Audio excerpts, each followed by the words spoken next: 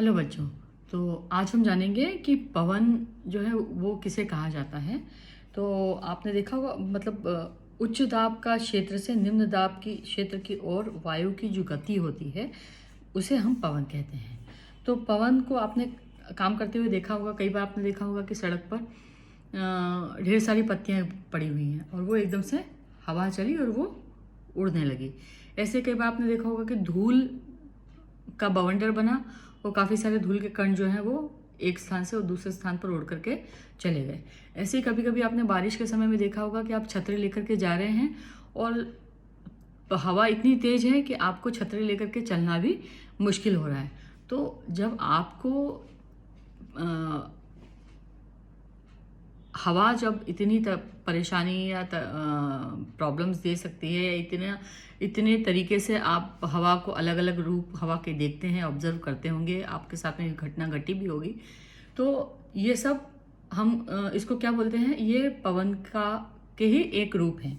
लेकिन अगर हम आगे बात करते हैं तो पवन को हम लोग कैसे क्या विभाजित किया जा सकता है, तो जी हाँ, बिल्कुल किया जा सकता है। पवन को हम लोग 3 भागों में विभाजित करते हैं। एक तो स्थायी पवनें होती हैं, मौसमी पवनें होती हैं और स्थानीय पवनें होती हैं। तो ऐसे हम लोगों ने उस पवन को 3 भागों में डिसाइड किया है। आइए हम उसके बारे में आगे डिटेल में पढ़ते हैं। तो स्थानीय पवन किसे कहा जाता है, तो व्यापारिक, पश्चिमी और पूर्वी पवनें स्थायी पवनें कहलाती हैं। ये वर्ष भर लगातार निश्चित दिशा में चलती रहती हैं, है ना।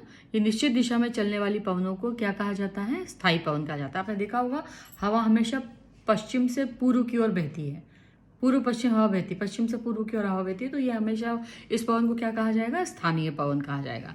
इसके अलावा दूसरा नंबर पे आती है मौसमी पवन। तो ये मौसमी पवनें विभिन्न ऋतुओं में अपनी दिशा बदलती रहती हैं।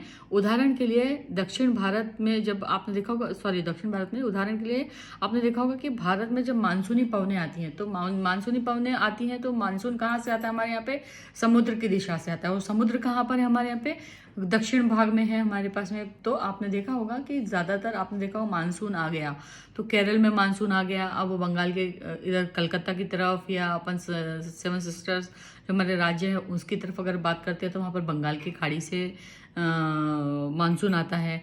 और बाकी जो गल्फ़ है या दूसरे और जो देश हैं, पाकिस्तान वगैरह हैं, वहाँ पर अरब सागर से उनका मानसून आता है। तो और हमारे यहाँ पर कहाँ से आता है, हमारे यहाँ पे साउथ से, मतलब अगर हम इंदौर की या बॉम्बे की या पूना की बात करते हैं या साउथ दक्षिण भारत की बात करते हैं, तो वहाँ पर जो मानसून आता है वो कहाँ से आता है, वो दक्षिण भारत से आता है। तो ये जो है, ये इस तरह की जो पवन, मानसूनी पवन जो जिसको हम कहते हैं, उसको ये क्या कहलाती है, ये मौसमी पवनें कहलाती हैं।